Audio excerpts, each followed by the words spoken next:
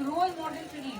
और role model से मेरा मतलब ये नहीं है जो पहले हमारे बहुत स्वतंत्रता संग्राम सेनानी हैं, हमारे जो बहुत ही बड़ा ये सप्ताह है, उसमें बहुत सारे कार्यक्रम आयोजित किए गए हैं जनपद जालौन में। पर सारे कार्यक्रमों में सबसे ज़्यादा रौनक जिस जगह पे रही है वो है इंडोर स्टेडियम, और वो आप सभी बच्चों की वजह से रही है। किसी भी जगह के भविष्य के बारे में अगर हमें चर्चा करनी है तो उसमें आप लोगों की भूमिका ही सबसे महत्वपूर्ण रहेगी। तो अगर आप पूरी मेहनत से एक संकल्प के साथ, एक अनुशासन के साथ यहाँ पे खेलकूद प्रतियोगिताओं में पार्टिसिपेट कर रहे हैं, पूरी एक अच्छी स्पोर्ट्समैन स्पिरिट के साथ पार्टिसिपेट कर रहे हैं, जो जीत गए उनको बधाई मिल रही है, जो हार गए हैं वो अपने सबक सीख रहे हैं, क्या कमी रह गई है उस पर विचार कर रहे हैं। ये ही भावना है पूरे स्पोर्ट्स में किसी भी एक्टिविटी का।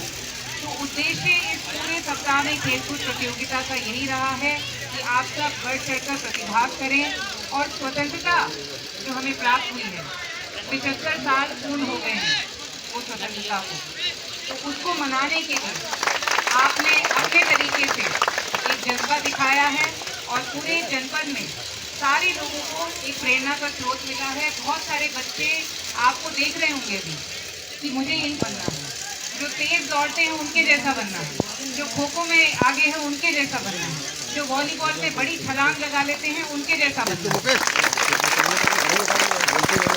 तो ऐसी प्रतियोगिताओं में अच्छा करना बहुत ही बड़ी उपलब्धि है। आप सबने बहुत अच्छा काम किया है, सभी को बहुत बहुत बधाई।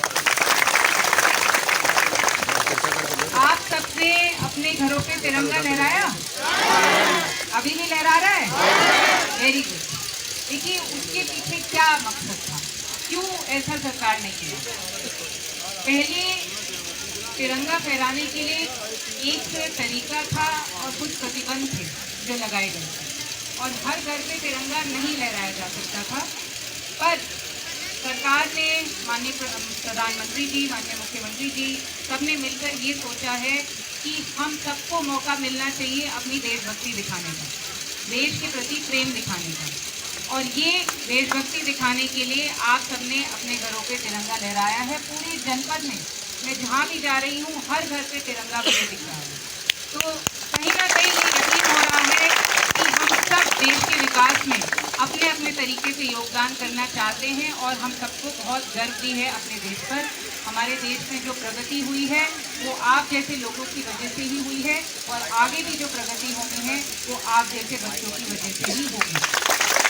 तो ये जो आपकी प्रतिभा है इसको और आगे बढ़ाइए, इसको बढ़ावा मिले, इसको निखारिए, इसका ध्यान रखिए, अपने स्वास्थ्य का ध्यान रखिए। और शारीरिक अनुशासन बहुत बड़ी चीज़ है। कहीं भी आपको पढ़ाई में किसी कंपटीशन में आगे निकलना हो तो उसके लिए सबसे पहले शारीरिक अनुशासन जरूरी है।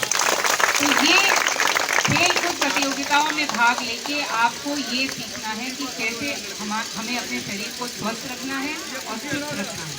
शरीर चुस्त होगा तभी दिमाग चुस्त होगा। ये आप बिल्कुल मान के चलिए कि अगर आपको किसी भी प्रतियोगिता में, पढ़ाई से संबंधित किसी भी प्रतियोगिता में आगे बढ़ना है तो इसके लिए आपका जो स्वास्थ्य है वो बहुत ही ज़रूरी रहेगा। तो अच्छा खाइए, सब्जियां, दाल, इस पे फोकस होना चाहिए सबका। रोटी चावल होते हैं एनर्जी के लिए, पर जो असली आपको पौष्टिक आहार मिलेगा, जो पोषण मिलता है वो सब्जियां, दाल, इससे मिलेगा। तो आपकी जो प्लेट होनी चाहिए ना, उसमें सब्जी और दाल खूब होनी चाहिए। फिर आप खुद देखना, एक महीने इस ऐसे डाइट अपनी चेंज करके उसमें सब्जियों और दाल की मात्रा बढ़ा के देखना, आपका परफॉर्मेंस और अच्छा होगा। कोई भी आपको यहाँ पे कोच है हमारे जिन्होंने बच्चों को पूरा अच्छे से डिसिप्लिन करके आगे बढ़ाया है, वो बताएंगे कि खाने पीने की क्या भूमिका होती है। तो अच्छा खाना पीना भी बहुत ज़रूरी है। अब देखो बाहर स्टॉल लगते हैं, अब स्विगी जोमेटो आ गया है, सब लोग कोई पिज़्ज़ा ऑर्डर करना चाहता है, कोई बर्गर, कोई चाउमीन, पर ये चीज़ें बहुत ही कम खानी है। और कभी कभी, रोज तो बिल्कुल भी नहीं। ये बहुत हानिकारक है अगर आप रोज खाओगे। तो आज के बच्चों को ये याद रखने की बहुत ज़रूरत है, क्योंकि आपको जब आप चाहोगे एक फ़ोन पे एक क्लिक करने की ज़रूरत है, आपके घर पे वो पहुंच जाएगा। तो आपको कोई मेहनत भी नहीं करनी है। तो सारा अब आपके अनुशासन पे निर्भर करेगा, आपका जो संकल्प है उस पर निर्भर करेगा कि आप कितना कंट्रोल कर लेते हैं। तो बहुत ध्यान रखिए अपनी सेहत का और अपना ध्यान केंद्रित करके जो भी आपको पाना है, चाहे वो खेल कूद में आगे बढ़ने की अगर आपकी आकांक्षा है वो, या फिर किसी भी प्रतियोगिता में आपको आगे बढ़ना है, सफल होना है, उसके लिए ध्यान केंद्रित करिए। सही प्रकार से मार्गदर्शन प्राप्त करिए, गाइडेंस अच्छी कोई चुनिए। आपके आसपास कौन ऐसा है जिसने अच्छा किया है, आपके पड़ोस में कोई होगा, आपके परिवार में कोई होगा, कोई भी हो सकता है।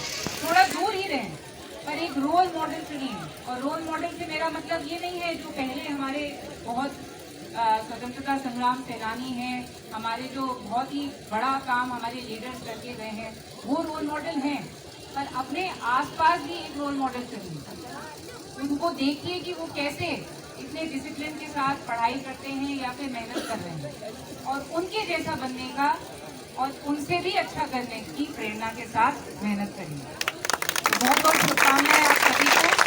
अब जो तिरंगा आपने अपने घरों पे लहराया है उसको बहुत ही ध्यान से आज शाम को आप नीचे उतार लें और उसको फोल्ड करके, पट्टियों के आधार पे फोल्ड करके, चक्र बीच में रहे इस प्रकार से फोल्ड करके अपने पास एक महफूज तरीके से रखिए और अगले साल उसको दोबारा पहनेंगे। ये देखें कि कहीं भी झंडा नीचे ना पड़ा हो। अब देखो, आप तो युवा हो, चुस्त हो, आप पैदल भी जाते हो सड़क पे, तो हो सकता है आपको कोई झंडा नीचे पड़ा हुआ दिख जाए, उसको उठा के आप रख लेना, ठीक है? और उसको बहुत ही अच्छे तरीके से उसका निस्तारण करना है। अगर बहुत फट जाता है कोई झंडा तो उसको जलाना है, सम्मानजनक तरीके से एक जगह रखिए, उसको जला देना। पर बाकी जो अच्छे झंडे हैं उनको फोल्ड करके आप एक जगह कलेक्ट कर लो। बहुत सारे आपके पास झंडे हो जाएं तो किसी भी कार्यालय में आप जमा कर देना, हम लोग देंगे। तो बहुत ध्यान रखिएगा, आप हमारे आँख और कान हैं, आप युवा हैं और मुझे पूरी आशा है कि आप झंडे का अपमान कहीं भी होने नहीं देंगे। बहुत बहुत शुभकामनाएं और बहुत बहुत बधाई। बहुत बहुत धन्यवाद मैडम, आपने